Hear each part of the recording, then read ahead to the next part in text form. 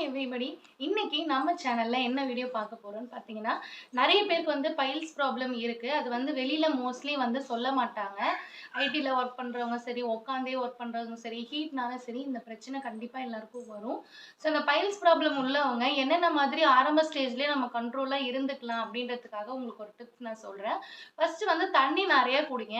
And then மோர் நெறைய குடிங்க. நீங்க உங்களோட ஃபுட்ல பார்த்தீங்கன்னா, நெறைய கார்போஹைட்ரேட் அதாவது மைதா நிறைந்த ஃபுட்ஸ், இந்த ஃபாஸ்ட் ஃபுட் ஐட்டம்ஸ் இதெல்லாம் அதிகமா சாப்பிடாதீங்க. கொஞ்சம் கண்ட்ரோல் பண்ணிக்கோங்க. ஃபைபர் ஃபுட்ஸ் அதாவது நார்ச்சத்து நிறைந்த ஃப்ரூட்ஸ் நெறைய சாப்பிடுங்க.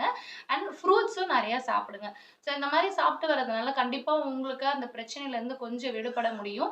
அண்ட் ரொம்ப நேரம் உட்கார்ந்தே ஒர்க் பண்றவங்களா இருக்கீங்க அப்படின்னா, ஒரு 45 மினிட்ஸ் ஒரு 1 ஹவருக்கு உட்கார்ந்து ஒர்க் பண்ணுங்க. அதுக்கப்புறம் ஒரு 10 மினிட்ஸ் எழுந்து ரிலாக்சேஷன் பண்ணிக்கோங்க. அதுக்கப்புறம் மறுபடியும் உட்கார்ந்து ஒர்க் பண்ணுங்க. ஒரே இடத்துலயே ரொம்ப நேரம் தொடர்ந்து ஒரு நிறைய நேரம் உட்கார்ந்து ஒர்க் பண்ணீங்க அப்படின்னா கூட இந்த பிரச்சனை அதிகமாகும். ஸோ அதனால நமக்கும் கொஞ்சம் கண்ட்ரோலா இருந்துக்கணும் இல்லையா?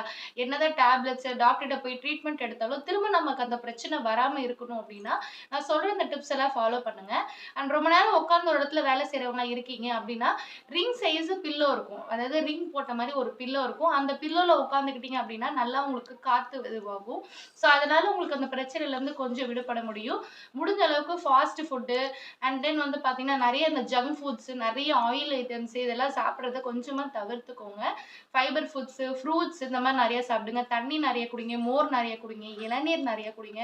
இந்த மாரிலாம் செஞ்சுட்டு வந்தீங்கனாலே ஆட்டோமேட்டிக்கா நீங்களே 1 to 2 மந்த்ஸ், 3 மந்த்ஸ்க்குள்ள கண்ட்ரோல் ஆகுறத கண்டிப்பா ஃபீல் பண்ணுவீங்க.